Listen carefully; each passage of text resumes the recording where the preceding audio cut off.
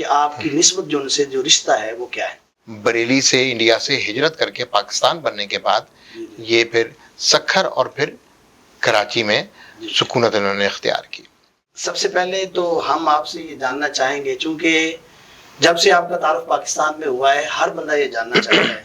کہ جو آپ کی اعلیٰ حضرت رحمۃ اللہ علیہ سے جو نسبت ہے، جو رشتے کے لحاظ سے جو آپ کا خاندانی پس منظر ہے، تو سب سے پہلے ذرا ہمیں تفصیلاً یہ بتا دیں تاکہ ہمارے آڈینس کو یہ پتہ چل جائے کہ آپ کی نسبت جو ان سے جو رشتہ ہے وہ کیا ہے۔ اعلیٰ حضرت امام احمد رضا خان علیہ رحمہ، ان کے 3 صاحبزادے تھے۔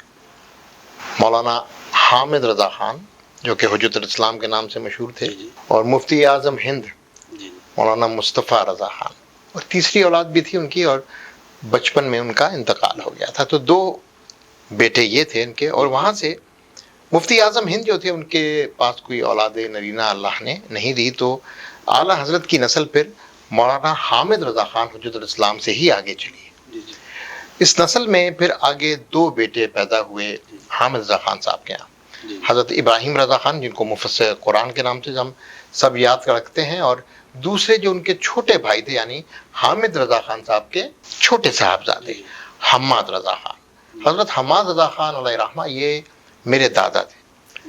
اور یہ 1951 میں بریلی سے انڈیا سے ہجرت کر کے پاکستان بننے کے بعد یہ پھر سکھر اور پھر کراچی میں سکونت انہوں نے اختیار کی۔ میرے پھر دادا کی 3 بیٹے ہیں، ایک میرے والد صاحب جو سب سے بڑے بیٹے تھے حمید رضا خان یزدانی، ان کے چھوٹے بھائی میرے بڑے چچا وہ محمد رضا خان رضوانی، اور ان سے سب سے چھوٹے حمید رضا خان نورانی،